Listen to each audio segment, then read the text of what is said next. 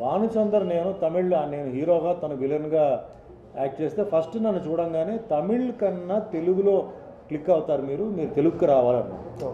అంటే తెలుగు ఎట్లా నాకు ఎవరు తెలియదు కదా అది అంటే మరి తమిళ్లో మటు నీకు ఎవరు తెలుసు నీకు ఎలా అవుతావు ఫ్రెండ్లీగా అంటే తను కూడా కరాటే బ్లాక్ బెల్ట్ కాబట్టి మేము ఆ మాట్లాడడానికి మాకు కొంచెం ఫ్రీడమ్ అనమాట.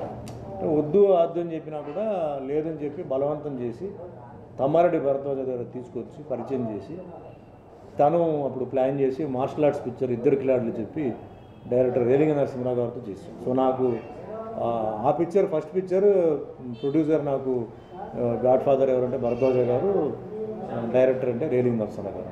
సో మెయిన్గా మా మిత్రుడు భానుచందర్కి నేను థ్యాంక్స్ చెప్పాలి, అండ్ ప్రొడ్యూసర్ భరద్వాజ గారికి, డైరెక్టర్ రేలింగ నరసింహరావు గారికి థ్యాంక్స్ చెప్పాలి. ఎందుకంటే ఆ సినిమా జరుగుతున్న సమయంలో ఆ సినిమా మధ్యలో ఆగింది సమ్ ప్రాబ్లమ్స్ వల్ల. అప్పుడు తరంగిణి సినిమా స్టార్ట్ అయింది, ప్రతాప్ ఆర్ట్స్ రాఘవ్ గారు స్టార్ట్ చేశారు. అది ఫస్ట్ వచ్చింది, అది 1 year ఆడింది సినిమా. సో అక్కడి నుంచి ఇంకా నేను తమిళ్ మానేసి తెలుగులో బాగా బిజీ అయిపోయింది అనమాట. సో తెలుగు సినిమాలు చేయడం తర్వాత అన్నీ అంటే తెలుగులో నాకు వచ్చిన ఒక వెరైటీ ఏంటంటే ఫ్యామిలీ, కామెడీ, ట్రాజెడీ, రెబెల్ అంటే టి కృష్ణ గారి సినిమాలు రెబెల్, కామెడీ సినిమా అంటే 12 కాపురానికి 12 సూత్రాలు, రాజాచంద్ర డైరెక్షన్లో అన్ని వెరైటీ పడింది. సితారా దాంట్లో అంటే తొందరగా ఒక మాస్ క్లాస్ లేడీస్ ఫాలోయింగ్ ఉన్న హీరోగా నేను రికగ్నైజ్ అయిపోయాను. అది అదృష్టం అనమాట. బామర్ది, ఇంకా పోతే పెంకిమొగుడు, మంగిమొగుడు, ఇలాంటి బ్లాక్ మాస్టర్ మూవీ తీశారు.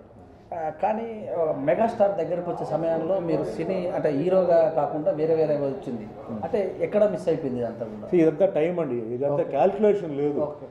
ఒక్కొక్కరికి ఒక్కొక్క టైం ఉంటుంది, దాన్ని బట్టి వాళ్ళు పొజిషన్స్ చేంజ్ అవుతుంటాయి. మనం ఫిక్స్ అయిపోయి మనకి ఈ పొజిషన్ కావాలంటే అది రాదు. ఫ్రైడేకి పొజిషన్ మారిపోతుంది అందరిది. సో నేనేంటంటే ఈ మాత్రం నేను అసలు ఎక్స్పెక్ట్ చేయలే. సినిమా ఇండస్ట్రీలో పరిచయం లేదు, మాకు యాక్టింగ్ తెలియదు, ఇవన్నీ తెలియదు. అదే మాకు చాలా గొప్ప. ఇప్పుడు ఎందుకు 40 సంవత్సరాలు నేను చేశాను, ఇన్ని సినిమాలు ఎవరు చేశారు, ఇంకా ఎంతమంది ఉన్నారు? ఆ క్రెడిట్ నాకు ఉంది. కొందరు వస్తున్నారు, పోతున్నారు, వచ్చారా పోయారా కూడా తెలియట్లేదు. అలాంటిది ఇంకా నాకు రికగ్నిషన్ 4వ జనరేషన్లో ఇంకా నా బండి నడుస్తుందంటే నేను చాలా హ్యాపీగా, ఆ సాటిస్ఫాక్షన్ నాకు చాలు. అంతేగాని నాకు అది కావాలి ఇది కావాలనుకుంటే ఎప్పుడు మన కింద ఉన్న వాళ్ళతో మనం కంపేర్ చేస్తే అండి మన సాటిస్ఫాక్షన్ వస్తుంది. మనకన్నా హైట్లో ఉన్న వాళ్ళతో కంపేర్ చేస్తే ఎప్పుడు మనం ఏడుస్తూ కూర్చోవాలి. సో మన లెవెల్ ఎప్పుడు కింద ఉన్న వాళ్ళతో కంపేర్ చేసుకుంటే భగవంతురా చాలు మనకి పొజిషన్ ఇచ్చారు, ఇంత కాంపిటీషన్ ఉన్నప్పుడు మనం బిజీగా ఉన్నాం, సో చాలు అని చెప్పి హ్యాపీగా ఉన్నాం. ఈరోజు తమిళ్, తెలుగు, కన్నడ 3 లాంగ్వేజెస్లో చేస్తున్నాము. ఎంతమంది అన్ని లాంగ్వేజెస్లో చేస్తున్నారు? సో హ్యాపీ అంతే. హీరోగా ఫైట్స్, యాక్షన్ సీన్స్ చేస్తున్నాం, మీరు సడన్గా అన్నమయ్య సినిమాలో దేవుళ్ళగా కనిపించారు. ఎక్కడ ఇది రావడం చాలా పెద్ద అదృష్టం అండి.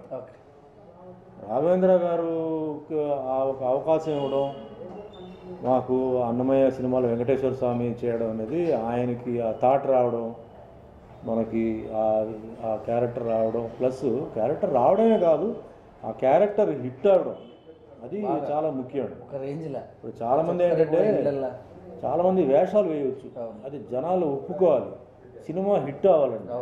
సినిమా హిట్ అవ్వక జనాలు ఒప్పుకోకపోతే మనం ఎంత గంభీరమైన వేషం వేసినా మనం బయట చెప్పలేం, వేస్ట్ అది.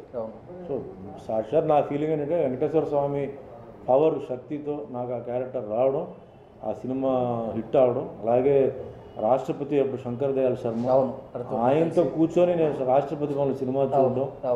ఎవరు ఎంతమంది స్టార్స్ వెళ్ళి ప్రెసిడెంట్ ఆఫ్ ఇండియాతో కూర్చొని సినిమా చూస్తారండి?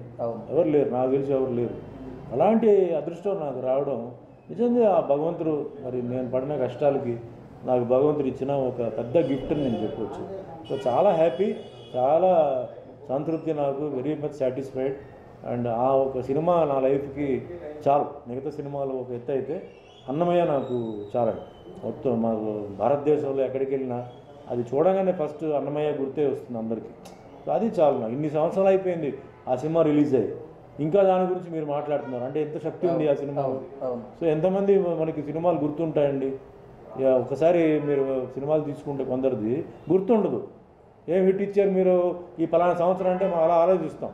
అలా కాదు కదా, అవును టక్కని చూడగానే అన్నమయ్య అంటారు. అన్నమయ్య. అంత శక్తి ఉన్న ఒక పిక్చర్ అవును అది నాకు రావడం నేను చాలా హ్యాపీ, చాలా సాటిస్ఫైడ్ అనమాట, లైఫ్లో సాటిస్ఫైడ్.